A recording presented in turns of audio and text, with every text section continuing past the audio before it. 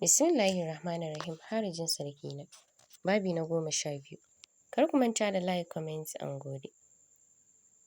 Shin har yanzu kana buƙatar auren Nasirin ko kuwa ba wani? Cewar Malam. To anan muka tsaya yanzu kuma za mu ci gaba. Baki da jikin Eji in ban da rawa ba abin da yake, domin bai san wace amsa zai ba Malam ba. Kasa magana har sai da Malam ya sake maimaita tambayar. Har gobe ina son Nasirin Malam. Cewar Eji. Hawaye na biyo idanunsa na matakin da ya ɗauka. Tabbas kunya dai kam zai sha ta a gaba. Sanda duniya ta ji ya kasa ɗansa a inda yake neman aure. Shi ya auri budurwar ɗan nasa. Amma girman son Nasirin a zuciyar shi ba zai iya barin shi komar da ta yin aurenta da mahaifinta ya mishi ba. To in ka samu lokaci ka zo mu yi magana. Cewar Malam. Zan zo gobe insha Allahu. Cewar Eji. Sallama suka yi. Eji na ta tunanin mafita a wannan batun auren. Sallah ya kwana yana yi yana faɗa wa Allah da roƙon shi ya kawo mishi komai cikin sauƙi in har Nasirin alkhairin shi ce. Washe gari cikin shiga ta alfarma kasancewar ranar Juma'a ne. Eji ya kama hanyar zuwa Kaduna. Suna waya da Malam, shi yasa Malam ya ce ya same shi a masallacin Juma'a saboda ya wuce masallaci shi. Da azahar ya isa da ƙyar ya samu inda ya fakin. Yana fitowa Malam ya turo Isa ya masa iso zuwa inda Malam yake. Da yake lokacin sallah yayi alwala yayi sannan suka shiga masallaci. Ba su yi magana ba sai da aka idar da sallah. Aka fara ɗaura auren mutane. Gefe Malam ya ja Eji suka gaisa. Sannan suka fara tattauna abin da ya kawo shi. Na buƙaci ka zo ne don magana a waya ba zai yiwu ba. Saboda akwai abubuwan da ya dace a ce baki da baki muka yi magana a kansu. Nasirin ta sami admission a Malaysia. Za ta tafi sati 2 masu zuwa. Kuma ba na son tafi ba tare da aurenta ba. Ita da kanta ta bani damar aura mata ko ma waye. Kamin lokacin to kai ka zo min raina. Shi yasa na fara tuntuɓar ka. Cewar Malam. Bani da matsala a duk inda Nasirin take son zuwa a duniya. Ni mai taimakawa hakan ne. Da haka ban da matsala a zuwan ta karatu. Saboda abu ne mai kyau tunda dukkanmu nan mun yi. Cewar Eji. To shine abin da yasa na kira ka. Ya kake gani? Batun auren kamin ta tafi kana ganin ka shirya? Cewar Malam. Gyara zama Eji ya ce ni a nawa ɓangaren ko yanzu aka ce in ka sadakin Nasirin a ɗaura auren mu na shirya wa haka. Sai dai ban san ɓangaren ku ba. Cewar Eji. Mu ma a shirye muke. Cewar Malam yana murmushi. Ai ko Eji bai yi ƙasa a gwiwa ba ya bada kuɗi. Da sauri Isa ya fita harabar masallaci. Ya siro goro da sweets saboda ana siyarwa. Cikin ƙanƙanin lokaci Malam ya bada sanarwar ɗaurin auren 'yarsa Nasirin. Ai ko cikin ƙanƙanin lokaci ɗaruruwan mutane suka shaida auren Nasirin da Eji.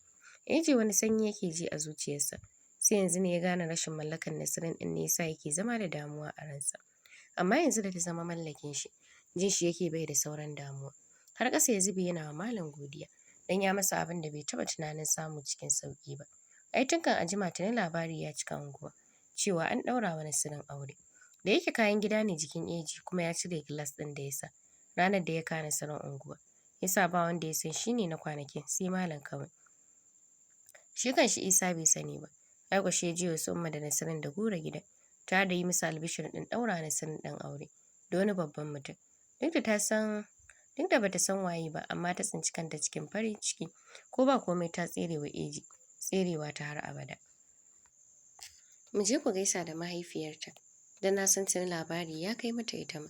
Cewar Malam yana murmushi. Da dai an bari sai zuwa gaba sai a shiga mu gaisa.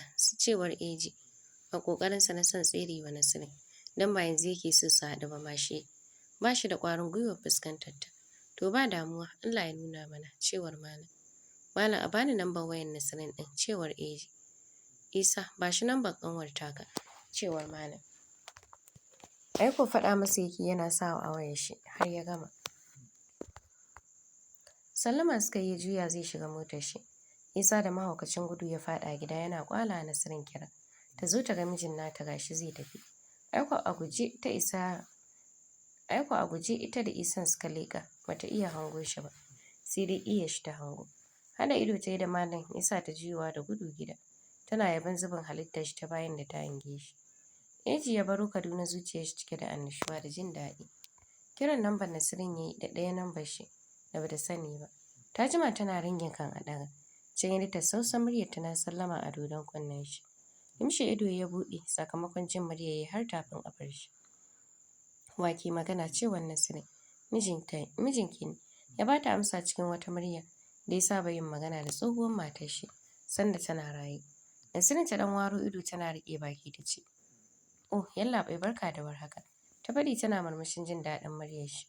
"Na ji alamar kina cikin farin ciki. Ko zan iya sanin me ya sa ki farin ciki?" Cewar Eji. "Yau fa aka ɗaura min aure. Ai dole ka ji ni a cikin farin ciki yallaɓai." Cewar Nasirin. "Na sani, amma to ai na ga baki san ni ba. Kawai iyaye suka haɗa, ba ki jin tsoron ranar da za ki ganni ki ji ban miki ba." Cewar Eji.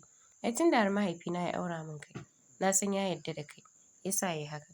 Ni kuma duk abin da iyayena ke so ko ba na so, ina koya kaina san shi." Cewar Nasirin tana murmushi.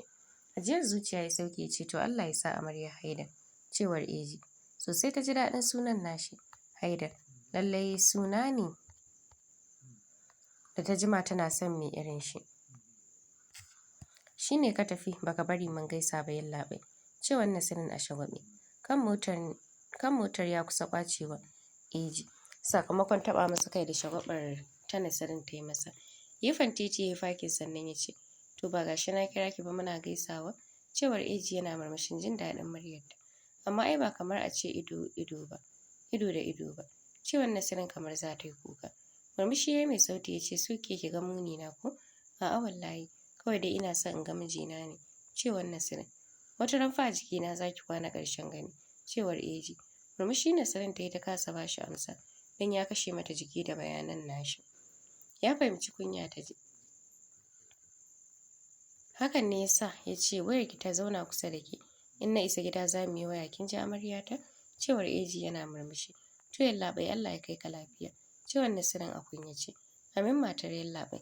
Cewar Eji. Daga haka kashe wayar ya cilla motar kan titi. Ya ci gaba da tafiya. So da ƙaunar matar tashi na shiga ko ina a zuciyar shi. Nasirin kuwa tana cire wayar a kunnenta. Falon ta ɗauka ta rungume. Fulo ta ɗauka ta rungume. Tana jin wani shauƙin mijin nata, wanda take ya sa su kamanninsa a ranta.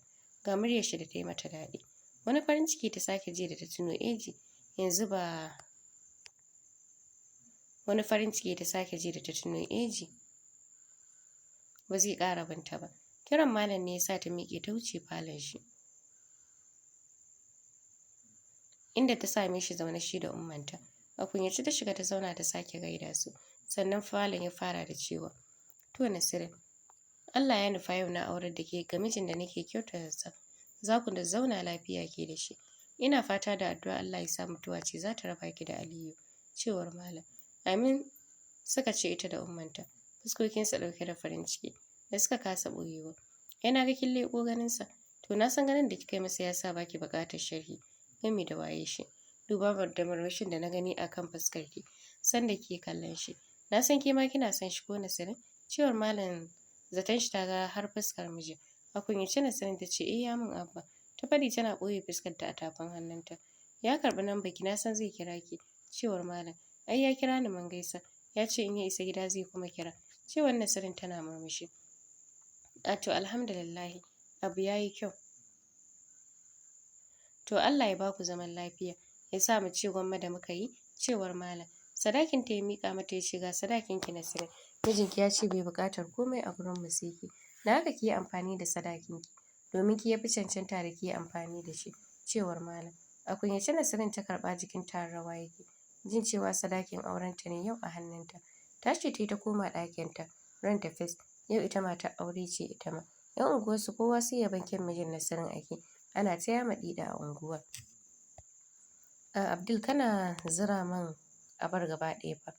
Wayyo bayana, za ka ya gane." Cewar Nabila lokacin da ta je gun Abdul don su san yadda za su yi da bidiyon Nasirin da ta je hotel. Shi ne ya ce sai ta ba shi diri ya ce, kamin ya san abin yi gami da bidiyo ɗin. "Ke da Nabila kina da raki, ke gashi kina da zafi, amma ba kya son wutsiya babba. Ba ki ganin kaɗan fa nake zira miki." Cewar Abdul yana ƙara tura mata abar. "Ka yi haƙuri ka bar ni haka. Wallahi ruwan ya ƙare. Zafi nake ji kawai. Please Abdul ka zare min haka." Cewar Nabila cikin magiya. "Haƙuri za ki yi Nabila. Ki bar ni na ci dirinki da kyau. Bari in dawo da ruwan da kika ce ya ƙare. Bari in zuƙo shi." Yana gama faɗin haka ya zaro abar tashi ya maida bakinsa kan dirin nata. Ya fara tsotsa. kamar yana shan ice cream.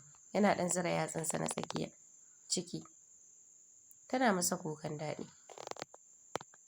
Ganin ta cike ne yasa ta fara magiya ya zura mata abar. Yana ja mata rai. Ƙara talle ƙafafunta yayi.